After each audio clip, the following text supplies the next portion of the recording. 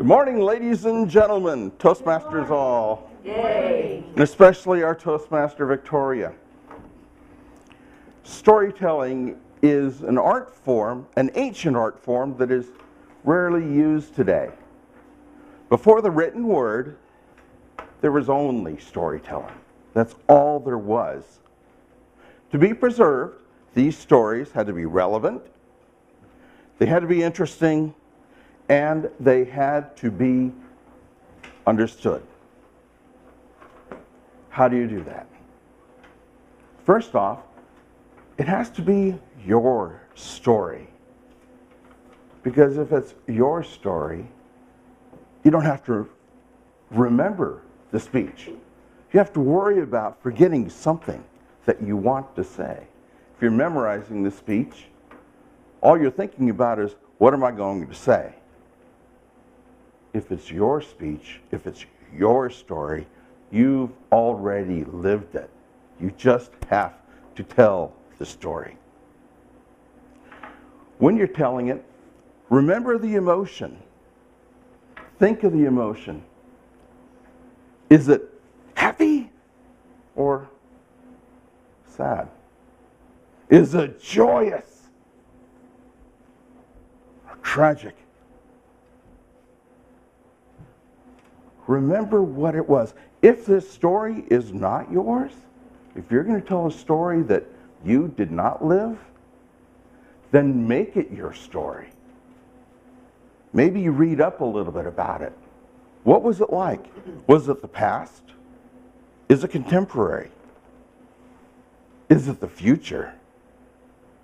Whatever that story is, make it your story. You can do that with a costume. That often works if it's appropriate. Be careful of accents, because not everybody can carry an accent throughout the whole story. Or you might even get it wrong. You might be thinking, I'm going to tell a Scottish story. And someone says, oh, that's Irish. Or that's Australian. No, that's not Australian, that's New Zealand. Be careful of accents. It can help, but it can also destroy the story. Think of the surroundings that the story takes place. Think of the people, what they were like back then. Step into their shoes, walk into their moccasins, walk a mile. What is it they did? Then you make it your story. You are now there. You are now them. And of course, there's all the things we learn in Toastmasters. Vocal variety. If the character is loud and bombastic, then be loud and bombastic. If the person is timid, even shy, then imitate that. All these make the speech, the story, your story, just that much more interesting and just that much more memorable.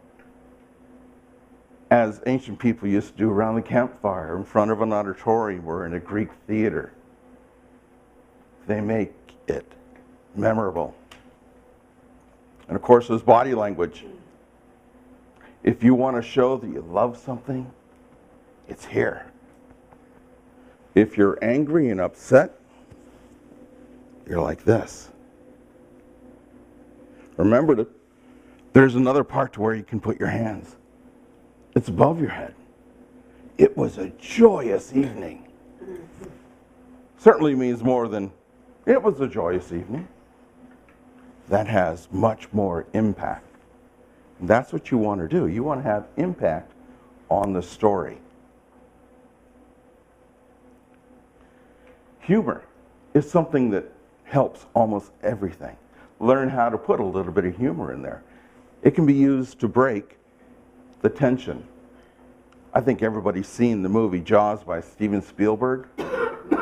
Terrifying. And I'll tell you, after that first scene, my thought at the time was, if it continues like this, I am out of here. I'm serious. I was ready to leave, but I couldn't. I was glued to my seat. But the humor, imagine that.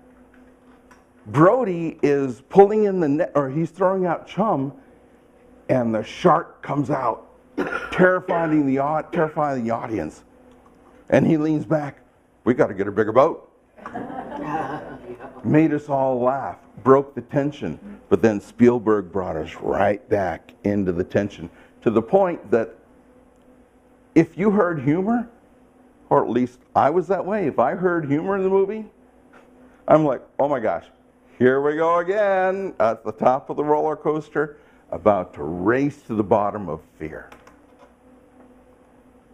I've given you a couple pointers today on how to be a better storyteller. And why? Because you can use it anywhere, to anybody, any place.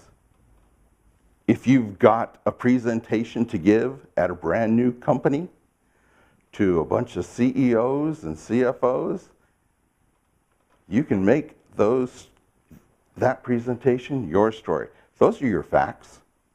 Those are your charts. That's your video. Tell them your story. Remember that?